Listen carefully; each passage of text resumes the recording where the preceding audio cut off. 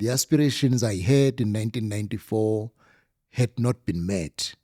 And I am of the view that it is time we get a government that will reawaken the aspirations of the people of South Africa. No, we will not accept any deal because we do not believe in betraying the voters. I'm very confident that there will be no instability in KwaZulu-Natal post 29 May. The IFP welcome the MK coming to the political scene, and we must agree they became a sort of a disruptor. Spread the fire. Welcome back to SMWX, and today I am overjoyed to be joined by the president of the IFP, Mr. Velenkosi Hlabisa. Mr. Hlabisa, thank you so much for joining us on SMWX. Thank you very much, Sizwe, the viewers and listeners. It's a great opportunity to join you and share our views as the IFP during this interesting time in our country. Absolutely. It's wonderful to have you, and thank you as the IFP for honoring us with the party leader on this platform. There have been some calls to suggest your name as a potential presidential candidate for an opposition unity slate. What do you make of those suggestions? Yeah, well, Sizwe, everybody in our country has a right to express his or her view in terms of the choice of who should occupy a certain position. But in the Multiparty Charter, we took an objective view that let us not go to the question of who should become what, because that might advantage a political party who is whose leader is suggested to occupy a certain position during the election campaign time. Mine is to contribute in ensuring that people of South Africa participate at the maximum. As you know, Sizwe, there is 14 million South Africans who are not voting but are registered voters. For now, my concentration is on that group because the other portion is already active. All they have to do is to make a correct choice to bring a desired change in our country. I suppose that call is also based on some being skeptical of the leader of the DA, John Steenhuisen, being able to become a president that could unite the country. Are you worried that the potential leadership of the DA and people's worries about that could affect the multi-party charter as a proposition? The leaders of the multi-party charter are matured, and we have grown together as a team because, Sizwe, what makes a coalition government function, you must have leaders who are sober, matured, and who have a trust amongst each other. Sure. Over a period of 12 months, since May last year. It's been that long, huh? Yes, we meet every second Thursday. Wow, okay. Twice a month, which is 24 times now. Our next meeting is this evening, a fiscal meeting of the leaders. We have developed understanding and we have seen who has what abilities. And we know what our country needs. We know our history, and we will not make a mistake to take our country back. The coalition that is being intended to take over after 29 May has an intention of taking our country forward. I trust the ability and capabilities of the leaders in the Multi-Party Charter that we will make the right choice for South Africa. We hear the concerns that can be expressed. We will give an ear to them, but we will be very sober when it comes to how do we take South Africa forward. That's interesting about the Thursday meetings. What are those meetings like? And can you share some of the things you've seen there? how have they developed over time, and what are the kinds of conversations you're having in those bi-weekly meetings? If you want a successful coalition government, you must have constant engagement. You should not begin the engagement once you form a coalition government, because it will be something new to you. But if you have established a culture amongst you that constantly get engaged, what are we discussing? One, we are different political parties with different policies. We strive to find a common ground. We have a technical team that is almost working on a daily basis. Right. We have policy teams that look at policies, trying to match them where there are commonalities and bring those commonalities to the leadership on Thursday, the second Thursday of a month, and we review them. Where we are not satisfied, we send them back. We are preparing for a new government because, Sizwe, in South Africa, once the results are out, you only have 14 days to constitute a government. In a period of 14 days, if you did not do your groundwork, you will make haphazard decisions. The case is typical. COJ, Eguruleni is backward and forward. If COJ was a country, it has 4 mayors in a period of 2 years. It would have been a shame if it was a country.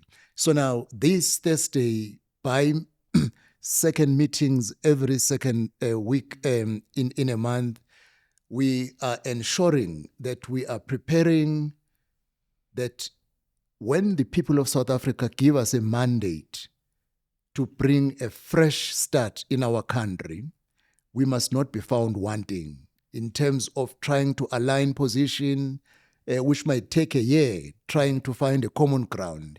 That is why we said a year prior elections, let us get things in order so that should people give us the mandate, we will just get on the job immediately when the new government is formed.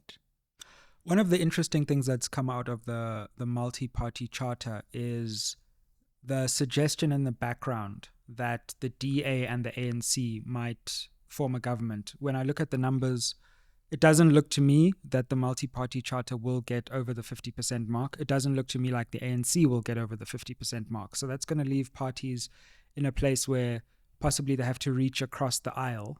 Are you worried that the DA might be tempted into some kind of working relationship, if not a coalition, which would hand the ANC power again nationally?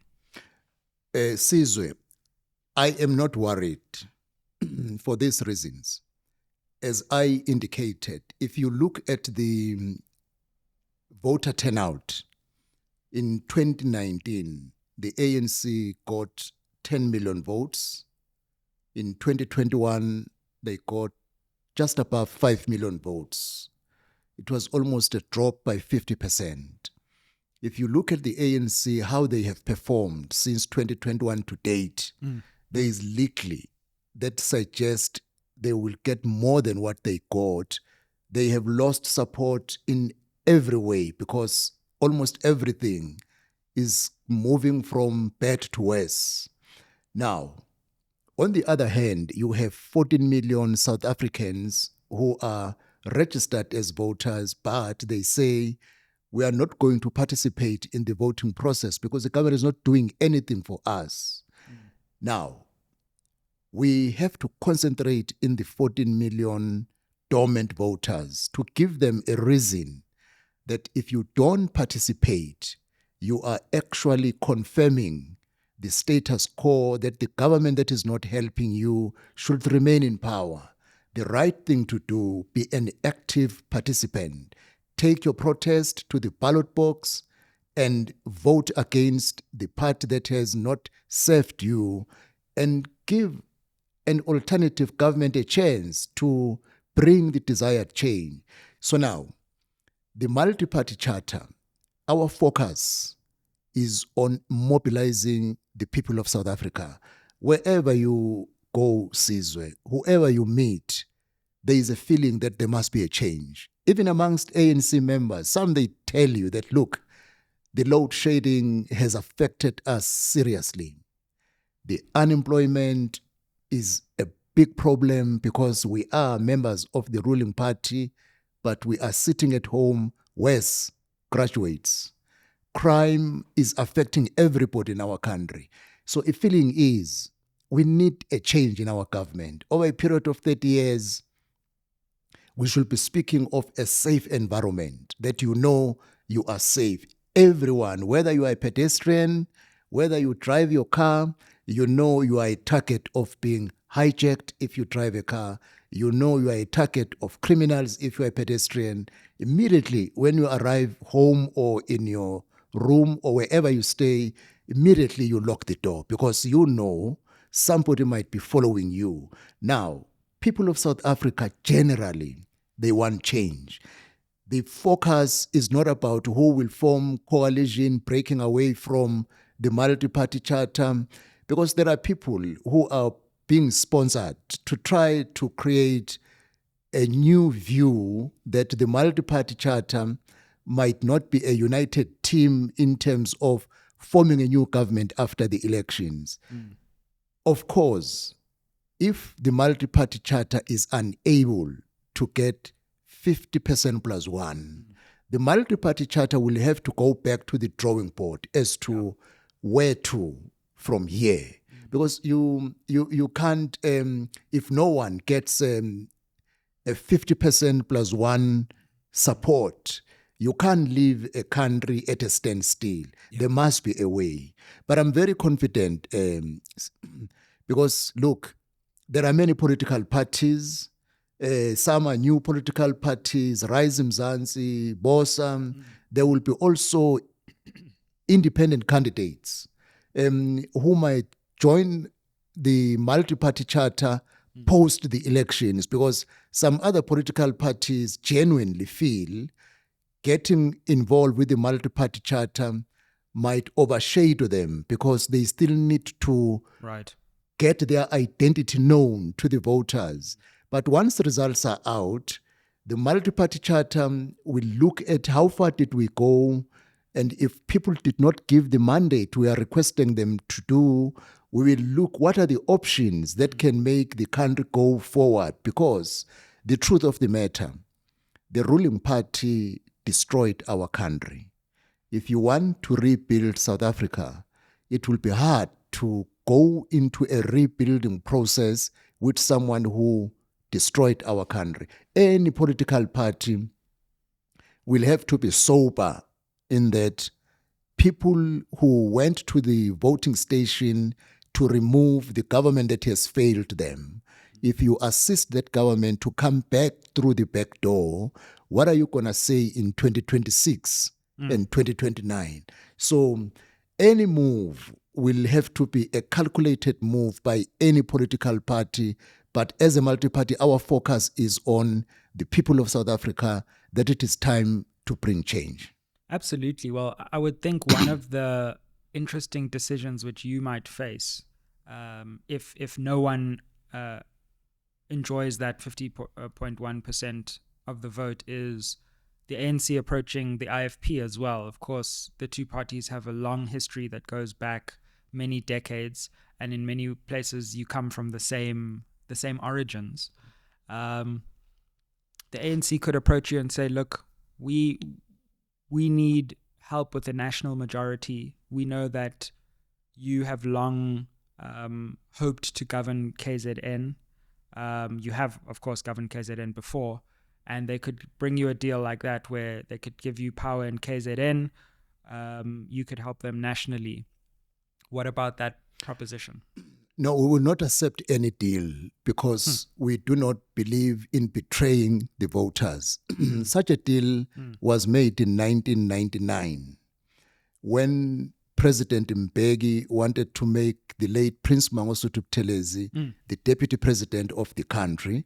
And they said they can only do that in exchange if the IFP gives them KwaZulu-Natal. Prince Mangosuthu Buthelezi said, we can't betray the voters. We still stand on that principle. There will be no exchange in terms of you give us this, we give you that. No ways. The will of the people will have to be respected as expressed. Then a coalition government at any level should be discussed in that level with not being as an exchange of the trust of the voters at another level. As I indicated prior, the people of South Africa have a feeling that our country has not gone as far as it should in a period of 30 years. And people of South Africa, in terms of their majority, they want change. And we need to work towards giving that change. As I said, a country that has been taken down the drain by the current political party, if people express their views against it and push it below 50%, and then you assist it to come back, it will continue where it ended because it will be a majority party. The option is get the like-minded people who can bring a new beginning over a period after 30 years in our country. The MK Party has surged onto the scene of South African politics, and of course, their heartland of support also appears to be in KZN. What do you make of the MK Party's emergence, and what do you think it means for this election and some of the dynamics that we've been talking about in terms of the future governance of the country? Yeah, well, the IFP welcome the MK coming to the political scene, and we must agree they became a sort of a disruptor because the competition was almost between IFP and ANC, followed by DA in KwaZulu-Natal, and countrywide, the big four political parties, ANC, DA, EFF, and IFP, and then there comes the MK. Yes, if you look at some visuals, they do have the support. They can command bigger crowds. But the IFP was looking forward to see the launch of the manifesto of the MK. That was going to give us a clear picture as to the magnitude of the strength of the MK was going to be easily displayed. You know, Sizwe, the launch of the EFF manifesto at Moses Mabhida, the ANC followed, the IFP followed. Yep. People had a clue that if you talk about these parties, how strong they are in terms of mobilizing sizable crowd. Now, I was looking to that opportunity with the MK. As I see when there are court cases, or going the campaign in the taxi rank, or doing a protest on the road, but I haven't seen the exact strength of the MK. But as the IFP, we are open to a healthy competition because we believe in the multi-party democracy, as long as we have a common cause in rebuilding our country, looking at the manifesto, what is the manifesto of a political party, because a coalition should not be just combining parties because you want to make numbers cross the line of 50% plus one. Yeah. You must look at the policies. If policies are completely divergent, you will spend time in the boardroom debating on policies other than implementing action to bring change in the lives of the people of South Africa. And I'm confident because many political parties had enough time to sell their manifestos.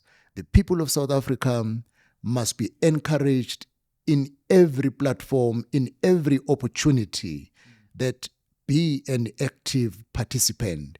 If the people of South Africa take an active role, definitely there will be a clear cut as to who forms a new government, but there is just no way it will be a coalition government. No one is going to get 50% plus one alone. If you look at the trend, looking Absolutely. at 2019, look at 2021, the writing was on the wall during the local government elections that people of South Africa say, you work together. Because the majoritarian principle has messed up our country in many ways. You see, the Pala report was just thrown out of the window simply on the basis of a majoritarian principle. Have you had conversations with former President Zuma before? Have you met him? What's your relationship like?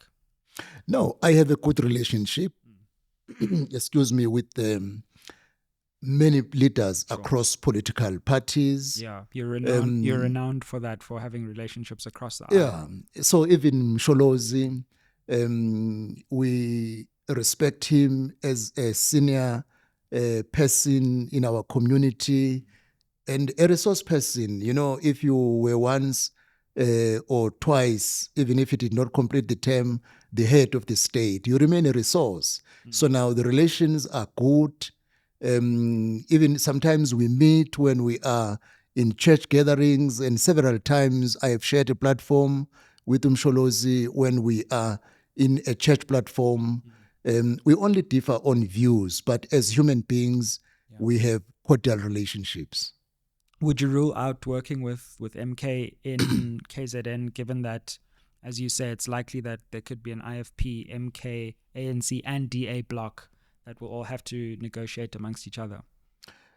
We are doing all it takes in KwaZulu-Natal to have a clear majority. And if the IFP alone cannot get the 41 seats, which is our target in terms of the numbers we are working on, we are confident that the Multiparty Charter will be in a position to get across 50 plus 1. Yeah. We do not look at any other coalition outside the Multiparty Charter. And of course, as I've said, Sizwe, the manifesto is key as to who you work with. Because if you don't consider that, you will spend a lot of time debating in the boardroom, not actioning change, which people need now. An interesting facet of politics in KwaZulu-Natal as we move from the national to the provincial is, of course, the question of AmaZulu royal succession. And, of course, your party has always played a key role in that question with your former president, now departed, having served as prime minister to the king. And we have gone through such a fascinating period and a difficult period with both the passing of your former president and the passing of King Goodwill Zwelithini. And so there's in some ways been a vacuum on both sides.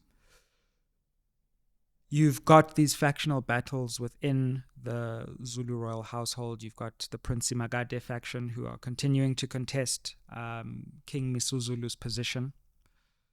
How do you understand and interpret what is happening within the Zulu royal house now, and what is your position on what should happen going forward to stabilize that important institution? Sizwe, the IFP is hoping and praying that the royal family in the Zulu nation should find each other and find a common goal in rebuilding the kingdom of the Zulu nation.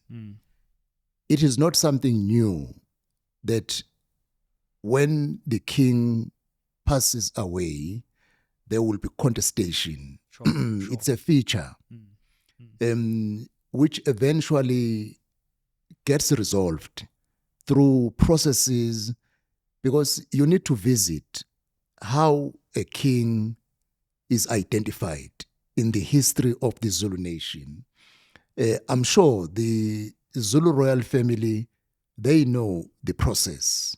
And if they look amongst the children of the late king, they will honestly say, yes, we have aspirations and we have choices in terms of who should be and who should not be, but let us look at the lineage, the process of identifying a king, the process of the mother who gives birth to a king.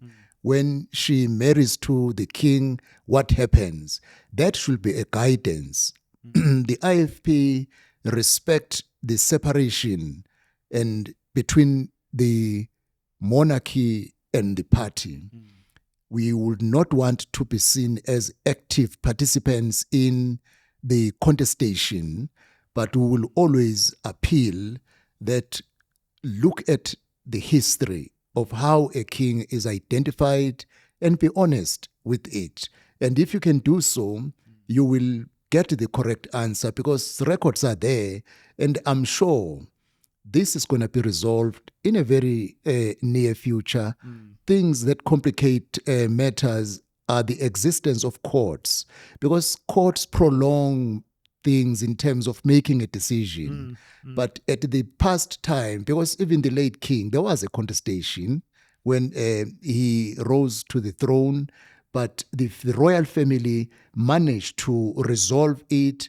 It didn't take long because there were no involvement of the courts, as the case has been now. But I'm confident there will be an amicable solution and allow the Zulu nation go forward under one king. Where we stand as a party, we recognize that King Misuzulu is the king on the throne until otherwise. So you believe that the Zulu king is born?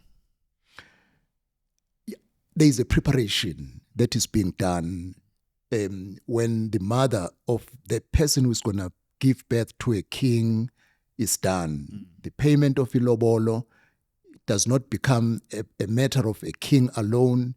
It becomes a matter of the nation. And the whole process rests in the hands of the Zulu nation in terms of when there is a proposal for marriage, the whole process of marriage, that prepares that a son who will be born by the princess will be a king. Now, if you look therefore in the Zulu nation, that has been the case, and even the current situation, if you look how the late Princess Ladlamini happened to come to the Zulu nation, it was a clear indication that she is the one who will give birth to the heir to the Zulu throne. Do you think the courts have been naive in their handling of this matter? Because just as things started to appear to resolve themselves, then we got that judgment that no, President Ramaphosa acted too hastily in his recognition of King Misuzulu. Are you disappointed in that judgment? Yeah, well, Sizwe, because I'm not a law expert, I will limit my comment because judges are learned people. Yeah. But yes, sometimes there are decisions that are made by court which leaves us with many questions. When you look at the logic, you look at the history, you look at everything that has been involved in the whole process, and then you say, but this judgment really did not take into account the whole picture, except they just went and picked up a small thing, which when you look at it closely, you say, but it doesn't warrant to nullify the whole process. But I'm sure as the matter has been appealed, the Apex Court will definitely give a way forward that will not take back the nation and the whole process, which a lot has been involved in terms of resources, even in terms of the aspirations of the nation. Because if you look the event when the ceremony when the king entered the kraal, we have never seen such magnitude of an event in the history of the Zulu nation. How do you reverse such? how do you say go and restart the same? Because if you say in terms of record, yes, the King Misuzulu is the one, but there were loopholes in the process. But how do you restart the whole process? Other than saying, yes, there were loopholes, there could be a way in dealing with those loopholes without nullifying the whole process. Now, the Zulu monarch has tended not to declare their political allegiance openly. Do you think we could see, however, King Misuzulu at an IFP rally at the close of this election? No, we will advise, even if he would want to, we will advise him not to come. Even the late king, King Goodwill Zwelithini, at one stage, he had aspirations of participating in the affairs of the IFP. Wow. Prince Mangosuthu Buthelezi said, no ways, because you are a king, you are above politics. Even if the current king can have a similar wish that I am a South African, yes, he is a South African, he has a right to vote for whatever party he chooses to vote, but it will not be a good thing for the king to publicly align himself with a particular political party. As the IFP have said, we will humbly advise the king not to do so. It's a mature approach, and just as we round off provincial questions, KZN has been through a lot in the last 3 years alone, from political violence, which has a long history, to the July unrest, to the floods. And with the rise of the MK Party now, it feels like it's a very charged atmosphere. There's a lot of tension in the air. How do we ensure that we avoid, the worst case scenario of violence erupting around this election? We have the AmaZulu royal succession on the one hand. We've got very intense political contestation on the other hand. And how do we avoid, those two things coming together, or either one of them spilling over into something that could destabilize the province and indeed the country? From where I stand, Sizwe, things were not as bad as people may think in KwaZulu-Natal, because I lived there. Yes, there are instances of violence, but at most, it will be intra-political party violence. When you look at it closely, a number of councillors who died in KwaZulu-Natal, you will trace the origins that it's from within a political party, which is not something then to destabilize the province nor the country. It can be very few instances where you find a councillor was killed and the person arrested is from another political party. Is very few. And the climate has been very good. During the local government elections, during the by-elections, you will find IFP members dancing to the song for ANC and ANC vice versa, because we have accepted that these two political parties exist, and we have come to a point that we have to live together. Indeed, there is a tension between the ANC and MK, which is logical, because MK is a faction of the ANC, because Zuma was clear. He remains ANC, but is going to contest elections as an MK. So there is that tension. The only appeal one can make is that all leaders in KwaZulu-Natal and throughout the country, one, we must be responsible of the statements we make. We should not make reckless statements that if this does not happen, this will follow. Because we will be inciting people Absolutely. In a wrong way. That is the first thing. And secondly, to try to engage each other, because we exist for a common cause to serve the people of South Africa. There is no need of fighting amongst ourselves. We need to allow the people of South Africa choose who they feel can serve them better. All each political party must do, sell your story very well, appeal to the electorate, and accept the outcome. Because if you believe in democracy, you must not stand against the will of the people. That is why I'm very confident that there will be no instability in KwaZulu-Natal post 29 May. Of course, the court cases between IEC and MK are a worrying factor. Why are you worried about that? No, as I said, sometimes court make decision which you really remain shocked. We only have 27 days now to 29 May. We are not expecting any, and are not even willing to receive any shocking decision. All we are looking forward to is engaging the electorate, ensure the atmosphere is free and fair, people chooses which political party they want. So now any court decision on the matters that are involving IEC, MK, if it can disrupt the atmosphere of allowing people to choose who they want to vote, really will be unfortunate. That is why one is appealing to leaders that let us be responsible in terms of the statements we make.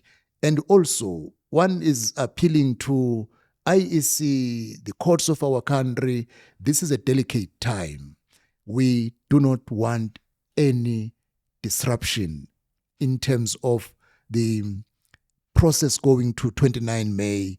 We wish things can be done in an amicable way and allow people to make their choice. Well, it's a very interesting perspective, and of course we shall see how these last few weeks of the election play out. I think everyone, and I agree with you, wants this election to happen on the 29th of May, and a decision to postpone would just be reckless, really. Really, it will be unfortunate if we can go to that an extent. This time, we should demonstrate as a country that we are able to do things on time. And whenever there is a challenge, there must be a best option to ensure that such challenge does not disrupt the process. These elections, Sizwe, is an interesting election. People who did not vote in 1994, 2024 election is their 1994. For me, is my second 1994. The aspirations I had in 1994 had not been met. And I am of the view that it is time we get a government that will reawaken the aspirations of the people of South Africa in terms of job opportunities, a safe environment, corruption being dealt once and for all, because it robbed us billions of dollars, which should have made change in our lives. It should have provided houses to our people, provided quality education to our learners, to our children, provided a quality healthcare system, because things are not good outside. If you look at the provision of health system as well as education in our country, we need a new direction. Yes, of course, building on what has happened over a period of 30 years, but we need to do things better than what they are. What's it been like for you personally to be a leader in this election, to have so much spotlight on you in such a contested national election, and being a leader in a province, of course, as well, where there's so much contestation? Has it taken its toll? What kind of things have you learned in this election that you didn't know before? I have been traveling across the 9 provinces, which is a first experience for me as a leader to realize the actual scenario on the ground. There are areas where when you leave, you go with a painful heart. When you see the living conditions under which our people are subjected to, and you go away with the feeling that after 30 years, this should not have been the case as a country which have sufficient resources, because South Africa have sufficient resources. The problem is mismanagement. It is taking a lot. You sleep tired and you wake up tired, but you say, I have to do it in the interest of the country, because I see what needs to be done in order to bring change. That is why then, even if I'm so tired, but I have courage to get up to the road, because I need to meet more people to say, just go and participate, cast your vote. You will see a change. And you have a variety in terms of the menus. If you look at the manifestos of political parties, look at them closely. Some manifestos are nice to read. Not everything that is nice to read is real. Look at what the political party promises and look at the practicality of what they are saying. If you are fortunate that you are literate, compare with other countries that, this is the policy they propose, where this has worked elsewhere and how it performed. If it performed dismally, then you shouldn't go for that political party, because you are going to be going to what has failed elsewhere. But other policies, if you compare in other countries, you will see that, yes, I can see this is practical if it is done correctly. Then you give a chance to that political party, give them your vote, give them 5 years. And I want to appeal to our people that do not vote the government and then leave it. Because if you don't hold the government accountable, it will do as the current government has done, because they know people are not holding us accountable. They will return us after 5 years. Make the government to know that they should not sleep on duty. And if they do sleep on duty, vote them out in the next election and try the other one until you get a political party that will have a sense of duty and serving the people of our country. Are you concerned about your own safety? There were reports last year about threats to your safety. Are you sure that you are safe and secure in this election? Yeah, well, I trust God as a first premise that He's responsible for my safety and the safety of all other political party leaders. Of course, you need to take an extra action to ensure that, because we travel during odd hours, sometimes we get into places that are risky, where people tell you that, but it is not a right that you can go here because there is too much risk. But there are people living there. You know, on Monday, I visited one other hostel. I wouldn't want to mention it by name. Sure. I visited one other hostel, and people cautioned us that, but look, it is not safe to get in here. But there are people who are living there. We said, no, it's fine. We are not coming to fight. We are coming just to engage people, to understand the kind of life they are living and see how we can contribute in making life better. Because from the look, you can see that things are not okay. People shouldn't be living in an area like this one. It might be not safe, but let us engage, because these are human beings. So now you need to take an extra care to ensure that there is safety while you believe that God is responsible. Well, Mr. Velenkosi Hlabisa, we thank you so much for joining us on SMWX. We wish you all the best over the next tiring few weeks, and then you have to wake up again and start a coalition government conversation. Yeah, no, thank you very much, Sizwe. Anytime we will be willing to come and share our views. Yeah. Even post 29 May, that would be lovely. We will not be running away. We have to be accountable of what we said, and we must be willing to respond to the commitment we made, because our manifesto is a commitment we give to the people of South Africa, and we won't run away in terms of accountability. Just one last point, Sizwe. Absolutely. If the people of South Africa can use this election as a turning point of our country, South Africa is a great nation. It has people with great abilities. And when it is time to act, and when we act together, we make great things. Bafana Bafana has demonstrated it. The Rapid team has demonstrated it, that we are a great nation when it comes to working together. 29 May is an opportunity for the 27.6 million South Africans to stand up, go to the voting station, use the power of your vote, look at the manifestos of various political parties, and make a correct decision for the best of our country. The IFP is willing to serve the people of South Africa. That is why we presented our 13-point plan, but we are not compelling that everybody must vote us against his or her will, but we are there to serve every South African. Well, thank you so much, sir. Siyabonga kakhulu, and we wish you all the best for the next few weeks. No, thank you very much, Sizwe. Thank you, Baba. Ayeye.